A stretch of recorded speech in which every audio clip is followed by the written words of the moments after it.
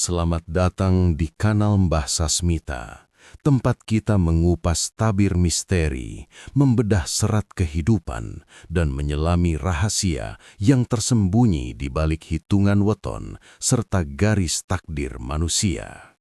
Duduklah yang tenang, siapkan kopi pahitmu, dan biarkan cahaya lilin ini menemani kita menembus pekatnya malam. Jangan pernah keluar saat maghrib di malam Kliwon jika kau lahir di hari Selasa. Bisik Nenek Satrio sesaat sebelum nafas terakhirnya dilepaskan. Suaranya serak, seolah ada pasir yang tersangkut di tenggorokannya, meninggalkan bau melati yang membusuk di udara kamar yang pengap. Satrio hanya tertawa kecil, sebuah tawa sombong khas pemuda kota yang menganggap wejangan itu hanyalah residu tahayul kuno dari zaman kegelapan. Baginya, Selasa Kliwon hanyalah deretan angka di kalender, bukan sebuah segel kutukan. Namun, malam ini, keangkuhan itu runtuh berkeping-keping. Saat ia melangkah di bawah temaram lampu jalan yang berkedip sekarat, Satrio menyadari ada yang salah dengan dunianya. Bayangannya sendiri di aspal mulai bergerak lebih lambat, seolah memiliki kehendak bebas, menyeret langkahnya dengan beban yang tak terlihat.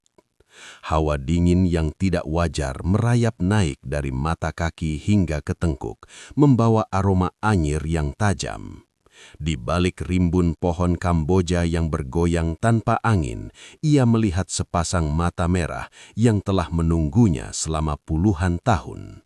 Saat itulah ia sadar, darah yang mengalir di nadinya bukan sekedar kehidupan, melainkan undangan makan malam yang harum bagi sesuatu yang tak kasat mata, sesuatu yang telah lama lapar akan jiwa seorang Anggoro Kasih.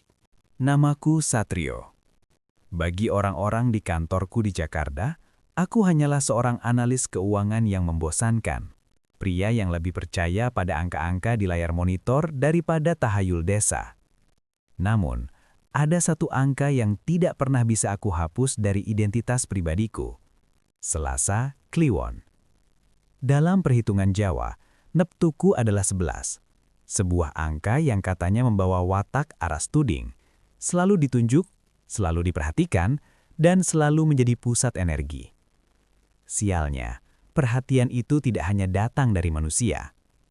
Aku lahir saat azan subuh mulai berkumandang, di sebuah desa kecil di pinggiran Jawa Tengah. Sejak kecil, aku sudah merasa ada yang berbeda. Aku sering mencium aroma kemenyan di tengah mal yang modern, atau melihat sekilas bayangan tinggi besar yang berdiri diam di sudut kamarku, namun menghilang saat lampu kunyalakan. Nenekku, satu-satunya orang yang paham akan beban di pundakku, selalu menyebutku sebagai pemilik darah manis. Ia bilang, jiwaku memancarkan cahaya yang sangat terang di alam sana, seperti lampu neon di tengah hutan gelap yang mengundang laron-laron kelaparan untuk mendekat. Satrio, panggil nenek suatu sore, sesaat sebelum ia jatuh sakit. Wetonmu itu Anggoro Kasih. Doamu mustajab, suaramu didengar langit. Tapi ingat nak, bejana yang paling terang adalah bejana yang paling ingin dipecahkan oleh mereka yang iri dari kegelapan. Saat itu aku hanya menganggapnya sebagai dongeng pengantar tidur. Aku tumbuh menjadi pria yang skeptis. Aku merantau ke kota besar, mencoba memutus tali mistis yang mengikatku dengan tanah kelahiran. Namun, sekeras apapun aku mencoba lari, perhatian itu selalu menemukanku. Kejadian aneh mulai beruntun menghantam hidupku. Usaha bengkel modifikasi yang kubangun dengan susah payah terbakar habis dalam satu malam tanpa korsleting listrik, tanpa bau bensin yang bocor, hanya menyisakan bau melati yang sangat menyengat di antara puing-puing besi yang menghitam. Bukan hanya soal harta, tapi juga soal hati. Setiap wanita yang mencoba masuk ke dalam hidupku selalu berakhir dengan cara yang sama. Mereka akan terbangun di tengah malam dengan keringat dingin, menatap sudut kamarku dengan ketakutan luar biasa, lalu pergi keesokan harinya tanpa penjelasan. Ada yang menjagamu, Satrio, bisik salah satu mantan kekasihku dengan bibir bergetar. Tapi dia tidak ingin berbagi dirimu dengan siapapun. Puncaknya adalah minggu ini. Sejak memasuki bulan Suro, kepalaku terasa seperti dihantam palu setiap kali jam menunjukkan pukul 5 sore. Aku merasa berat di pundak, seolah-olah ada seseorang yang duduk di sana memeluk leherku dengan lengan yang dingin dan licin. Cermin di kamar mandiku mulai menunjukkan pantulan yang aneh. Terkadang aku melihat wajahku sendiri, namun dengan tatapan mata yang bukan milikku. Mata yang kosong, hitam, dan penuh dengan kesedihan yang purba. Aku mulai menyadari bahwa menjadi Selasa Kliwon bukan sekedar tentang keberuntungan atau karakter. Ini adalah tentang warisan darah yang tidak pernah kuminta. Aku adalah wadah, sebuah panggung bagi drama antara yang fisik dan yang metafisik. Dan malam ini, tepat saat kalender menunjukkan hari kelahiranku kembali, aku merasakan sesuatu yang sangat besar sedang mengetuk pintu belakang rumahku. Sesuatu yang telah menungguku sejak aku menghirup nafas pertama di dunia ini. Namaku Satrio, dan aku baru saja menyadari bahwa aku tidak pernah benar-benar sendirian. Ketukan itu tidak terdengar seperti ketukan pangan manusia pada umumnya. Suaranya berat dan berirama, seolah-olah ada bongkahan kayu tua yang dihantamkan ke pintu jati rumahku. Tok, tok, tok. Jeda 3 detik, lalu berulang. Setiap dentumannya terasa bergetar hingga ke ulu hatiku, membuat bulu kuduk di sekujur tubuhku berdiri kaku. Aroma melati yang tadi samar kini berubah menjadi bau tanah basah yang bercampur dengan sesuatu yang busuk, seperti bangkai yang tertimbun lama di bawah lantai. Aku melirik jam dinding. Pukul 00.00, tepat saat hari berganti menjadi Selasa Kliwon. Dengan tangan gemetar, aku berjalan menuju pintu depan. Saraf-saraf di otakku berteriak agar aku lari, namun kakiku seolah digerakkan oleh benang-benang gaib yang tak kasat mata. Aku melintip lewat lubang kecil di pintu. Di luar sana, di bawah temeram lampu teras yang berkedip-kedip, berdiri seorang pria tua. Ia mengenakan beskap hitam yang sudah lusuh dan kain jarik dengan motif yang tidak kukenali. Wajahnya tersembunyi di balik bayang-bayang caping bambu, namun aku bisa merasakan tatapannya menembus kayu pintu, langsung mengunci mataku. Satrio, buka pintunya Cah Bagus. Suaranya parau, seperti gesekan 2 batu nisan. Sudah waktunya kau menerima apa yang menjadi hakmu. Aku tidak mengenalnya, tapi entah mengapa jantungku berdegup kencang seolah-olah mengenali frekuensi suara itu. Dengan tarikan napas berat, aku memutar kunci. Pintu terbuka dengan derit panjang yang memilukan. Pria itu tidak bergerak menatapku. Ia hanya berdiri diam di sana, dikelilingi kabut tipis yang entah datang dari mana. Siapa Anda? Mau apa Anda di tengah malam begini? Pria itu perlahan mengangkat wajahnya. Kulitnya keriput layaknya perkamen tua, dan matanya tidak memiliki bagian putih, hanya lubang hitam pekat yang seolah bisa menyedot jiwaku. Ia merobek keheningan dengan tawa kecil yang lebih mirip rintihan. Tanpa menjawab, ia merogoh sesuatu dari balik ikat pinggangnya. Sebuah bungkusan kain mori putih yang sudah menguning karena noda tanah. Wetonmu Selasa Kliwon adalah wadah yang sangat luas, Satrio. Tapi kau membiarkannya kosong. Kau sibuk mengejar angka-angka di duniamu yang semu, sementara para penunggu di sekitarmu sudah tidak sabar untuk mengisi wadah itu dengan keinginan mereka. Jika kau tidak segera mengisinya dengan laku prihatin, maka merekalah yang akan memilikimu sepenuhnya. Ia membuka kain mori itu. Di dalamnya terdapat sebuah keris kecil, ukurannya tidak lebih dari telapak tanganku, dengan bilah yang berkelok 7. Besinya berwarna hitam kelam seolah-olah menyerap cahaya lampu teras di atasku. Saat tanganku menyentuh gagang kayu yang dingin itu, sebuah kilatan penglihatan menghantam otakku. Aku melihat wajah tanpa wajah yang selama ini menghantui sudut kamarku, kini berdiri tepat di belakang pria tua ini, menyeringai dengan mulut yang menjahit rapat. Simpan ini. Perintahnya, ini adalah pengikat agar jiwamu tidak tercerai-berai malam ini. Tapi ingat, setiap perlindungan ada harganya. Belum sempat aku bertanya apa harganya, angin kencang tiba-tiba berhembus menerbangkan debu dan daun kering. Aku memejamkan mata sejenak karena perih, dan saat aku membukanya kembali, pria tua itu sudah hilang. Tidak ada jejak kaki, tidak ada suara langkah, hanya keris kecil di tanganku yang kini terasa berdenyut, seolah-olah ada jantung yang berdetak di dalam besi tua itu. Aku kembali masuk dan mengunci pintu, namun suasana rumahku sudah berubah total. Sudut-sudut ruangan terasa lebih gelap dari biasanya, Dan di dalam kamarku, aku mendengar suara bisikan halus yang memanggil namaku berkali-kali. Sosok wanita tanpa wajah itu kini tidak lagi diam di pojok. Ia duduk di atas tempat tidurku, menungguku dengan sabar. Keris kecil di tanganku masih terasa hangat, seolah-olah ia baru saja dicabut dari tubuh yang hidup. Aku duduk di tepi meja makan dengan napas yang memburu, menatap bilah besi berkelok 7 itu di bawah lampu dapur yang remang-remang. Bisikan di kamarku sempat mereda, namun digantikan oleh kesunyian yang jauh lebih menindas. Kehancuran bisnisku, rentetan kesialan dan bayang-bayang wanita tanpa wajah itu membuat logikaku mulai tumpul. Keputusasaan adalah celah paling lebar bagi kegelapan untuk masuk, dan malam itu aku memutuskan untuk berhenti menjadi korban. Keesokan harinya, aku tidak pergi ke kantor. Pikiranku terobsesi pada ucapan pria tua itu. Wetonmu adalah wadah yang kosong. Jika wadah ini memang diperebutkan, bukankah aku bisa menggunakannya untuk menarik kembali semua keberuntungan yang hilang? Dengan sisa uang di tabungan, aku menempuh perjalanan 3 jam menuju pinggiran kota, menemui seorang pria yang dikenal warga lokal sebagai Eyang Guru. Rumahnya tersembunyi di balik rimbun kebun jati, berbau kental aroma kemenyan dan minyak serimpi. Saat aku masuk, Eyang Guru tidak sedikit pun terkejut. Ia menatap bilah keris di pinggangku dengan mata yang menyipit. Selasa Kliwon yang sedang lapar, gumamnya. Kau ingin mengisi wadahmu dengan emas atau sekedar ingin selamat? Aku ingin semuanya kembali, Eyang. Jawabku tanpa ragu. Aku lelah menjadi pecundang di tanah kelahiranku sendiri. Ia terkekeh, suara tawanya kering seperti daun jatuh. Ia memberiku sebotol minyak cair berwarna merah dan instruksi yang tampak sederhana namun janggal. Aku harus mendatangi sebuah pohon beringin kembar di perbatasan desa pada malam Jumat Legi. Di sana, aku harus meneteskan minyak itu ke akar pohon sambil merapal sebuah mantra pemanggil rezeki. Dan yang paling penting, aku tidak boleh tertidur sampai fajar menyingsing di ufuk timur. Itu adalah syarat mutlak, pesannya dengan nada mengancam. Jika kau terlelap sebelum matahari bangun, maka bukan hanya rezeki yang kau panggil, tapi penghuni tempat itu akan ikut pulang bersamamu. Malam yang ditentukan tiba. Suasana di sekitar beringin kembar itu begitu mencekam. Udara terasa padat seolah-olah aku sedang berjalan di dalam air. Aku duduk bersila di antara akar-akar raksasa yang menyerupai jemari iblis yang mencengkeram bumi.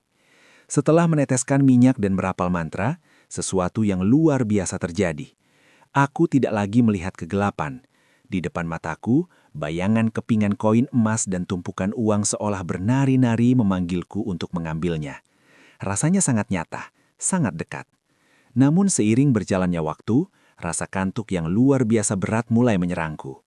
Itu bukan kantuk biasa, rasanya seolah ada sepasang tangan gaib yang menekan kelopak mataku ke bawah. Aku mencoba mencubit lenganku, menusukkan kuku ke telapak tangan, namun mataku tetap meredup. Di antara sadar dan tidak, aku melihat sosok wanita tanpa wajah itu muncul dari balik batang beringin. Ia tidak menyerangku, ia justru bersenandung, sebuah nina bobo dalam bahasa Jawa kuno yang sangat merdu namun menyayat hati. Kepalaku terkulai, hanya sekejap, mungkin hanya beberapa detik sebelum fajar menyapa dahi. Namun dalam sekejap itu, aku bermimpi melihat diriku sendiri sedang diseret masuk ke dalam lubang gelap di bawah akar pohon. Aku terbangun dengan sentakan hebat saat sinar matahari pertama menyentuh dahiku. Hening, tidak ada emas, tidak ada tumpukan uang, hanya bau anyir darah yang mendadak menempel pada bajuku.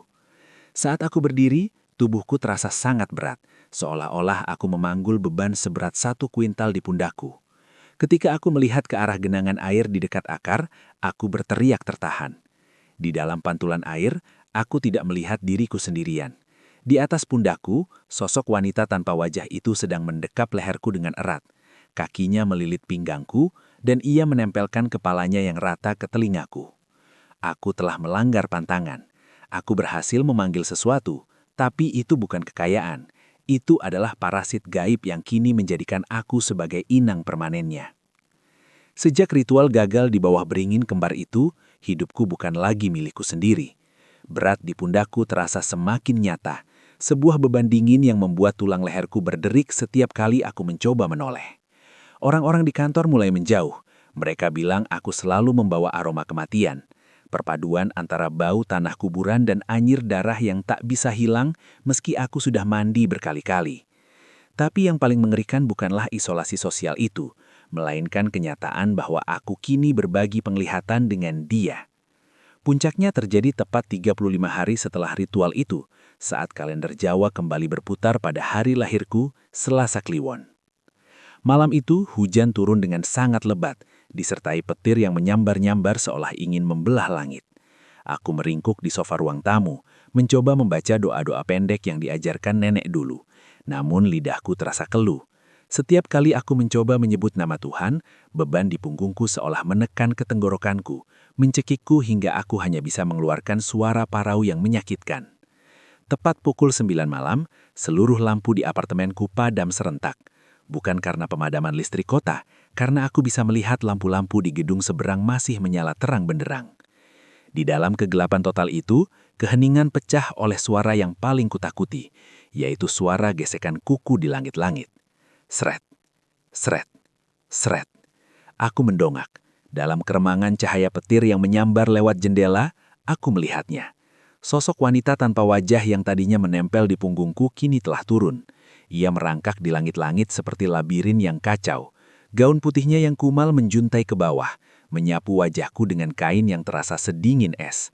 Rambutnya yang panjang dan gimbal menjuntai, meneteskan cairan hitam kental yang beraroma busuk tepat di dahiku. Kau, milik kami. Bisik suara yang seolah keluar dari celah-celah dinding. Suaranya tidak hanya satu, tapi beribu-ribu, seperti kerumunan orang yang berbisik di dalam sebuah gua besar. Aku mencoba berlari menuju pintu keluar, namun kakiku terpaku di lantai.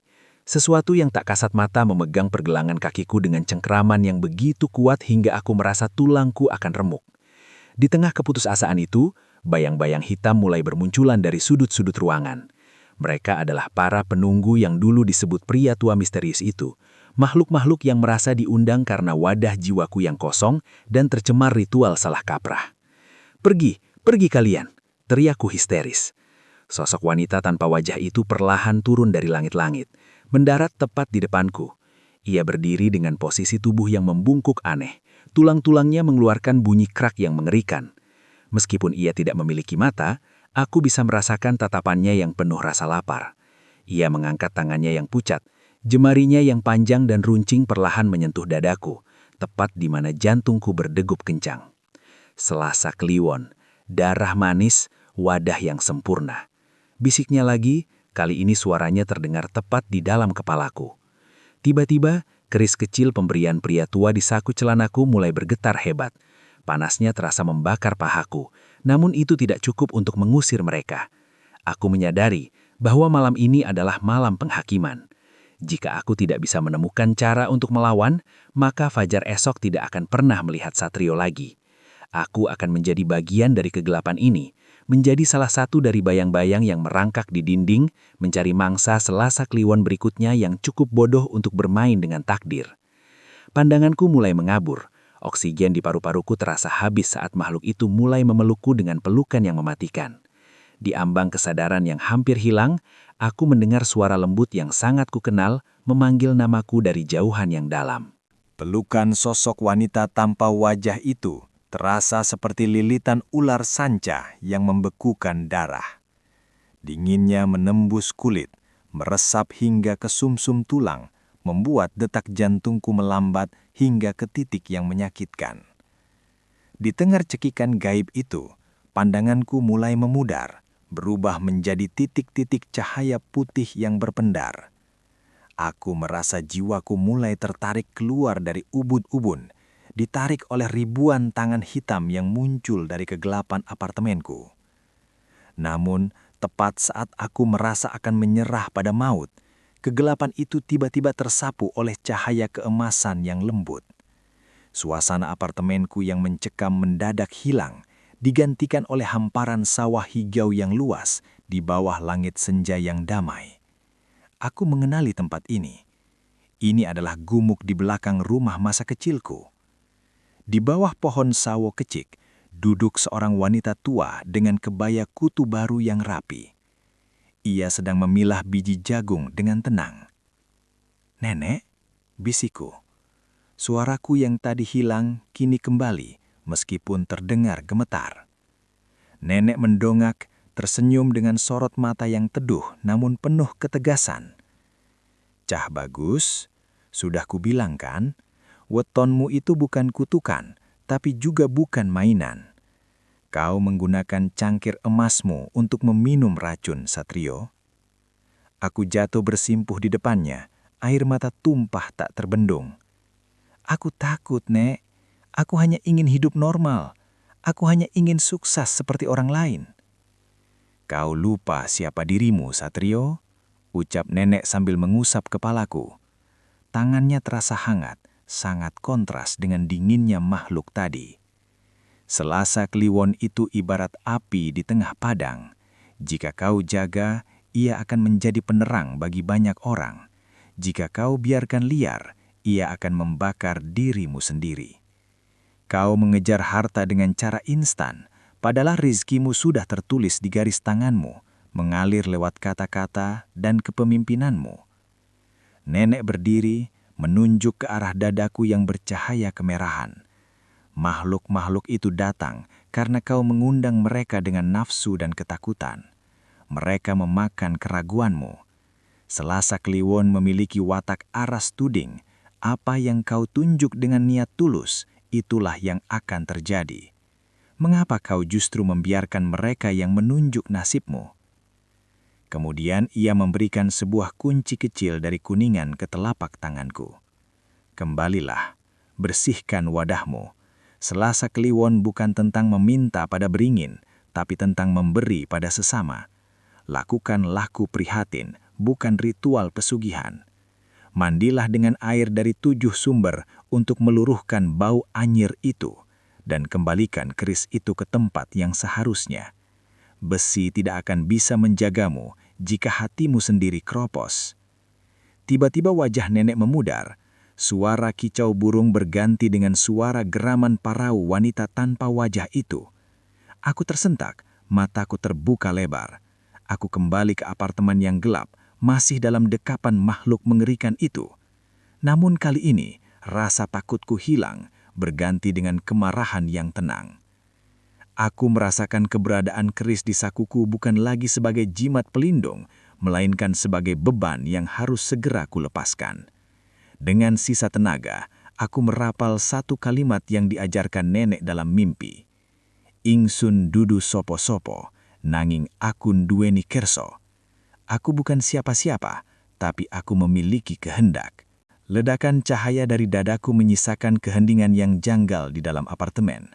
Sosok wanita tanpa wajah itu kini hanya berupa bayangan samar yang meringkuk di sudut plafon, seolah terintimidasi oleh energi murni yang baru saja bangkit dari dalam diriku.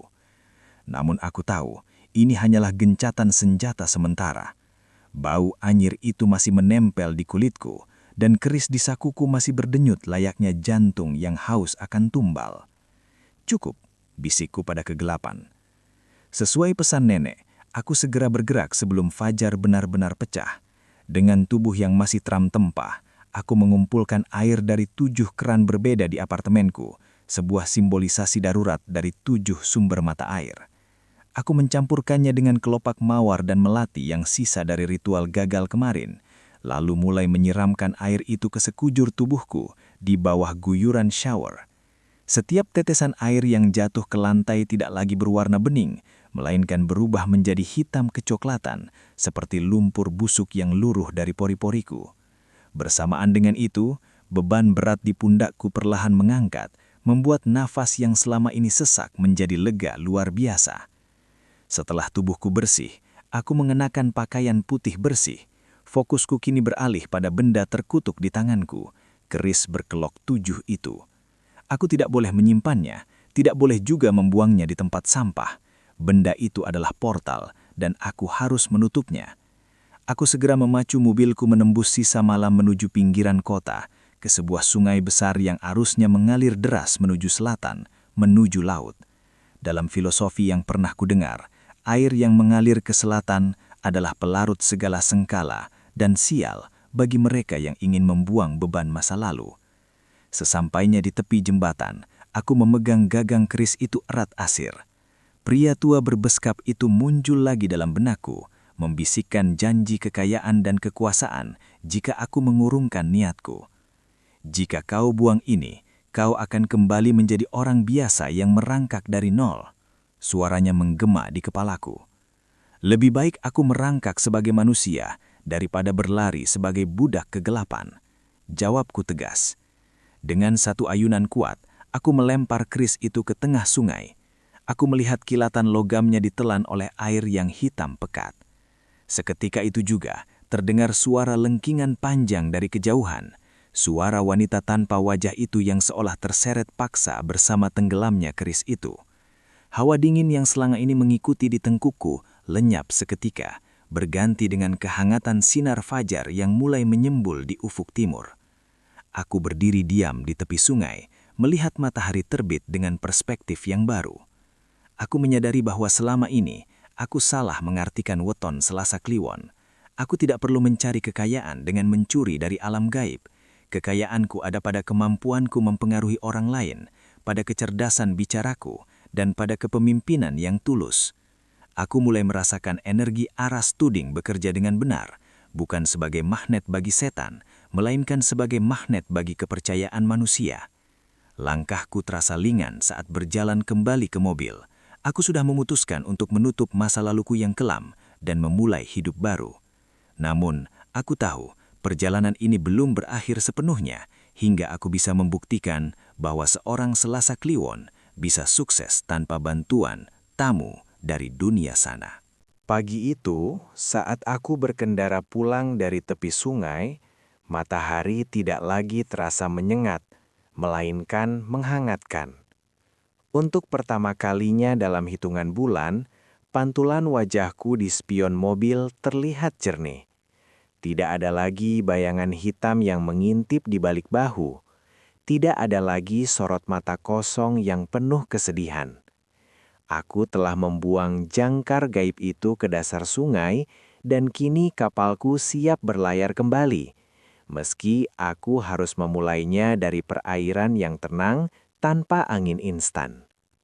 1 tahun telah berlalu sejak malam penghakiman itu. Aku tidak lagi bekerja di kantor analis keuangan yang menyesakan itu. Aku mengambil risiko besar dengan membangun sebuah perusahaan konsultan komunikasi dan pengembangan diri. Aku teringat kata-kata nenek tentang watak aras tuding dan elemen api yang kumiliki. Alih-alih menggunakan energi itu untuk menarik perhatian makhluk halus, aku menggunakannya untuk menarik kepercayaan klien. Kekuatanku ada pada lidahku, pada caraku meyakinkan orang, dan pada wibawa alami yang ternyata selama ini tertutup oleh aura gelap ritual sesat. Bisnisku tumbuh, bukan dengan cara meledak seperti pesugihan, tapi tumbuh secara organik layaknya akar pohon yang kuat. Setiap Selasa Kliwon tiba, aku tidak lagi bersembunyi di bawah selimut dengan ketakutan. Hari itu kini kujadikan sebagai hari laku prihatin. Aku berpuasa, bukan untuk meminta kekayaan, tapi untuk mengasah kepekaan batinku dan membersihkan egoku. Aku juga rutin menyisihkan sebagian keuntungan usahaku untuk menyantuni anak-anak yatim di desaku. Sebuah bentuk sedekah weton yang ternyata jauh lebih ampuh mendatangkan ketenangan daripada minyak merah dari dukun manapun. Kehidupan asmaraku pun membaik. Aku bertemu dengan seorang wanita bernama Arum. Ia lahir pada hari Sabtu Pahing. Dalam hitungan primbon, Neptunya adalah 18, yang jika dijumlahkan dengan Neptuku, 11, menghasilkan angka yang sangat harmonis. Arum memiliki pembawaan yang tenang seperti tanah, mampu meredam api Selasa Kliwonku tanpa memadamkannya. Saat bersamanya, aku tidak lagi mendengar bisikan atau melihat bayangan. Ia adalah jangkar baruku yang nyata dan suci. Namun dunia mistis tidak pernah benar-benar hilang. Ia hanya berpindah ke latar belakang. Aku masih bisa merasakan getaran-getaran aneh saat melewati tempat angker, namun aku tidak lagi terpengaruh. Aku telah mengisi wadah jiwaku dengan keyakinan dan prinsip yang kokoh, sehingga tidak ada lagi ruang bagi penghuni lain untuk mampir. Suatu sore, saat aku sedang duduk di beranda rumah baruku yang menghadap ke arah barat, arah rezekiku, aku melihat seorang pria tua melintas di depan pagar.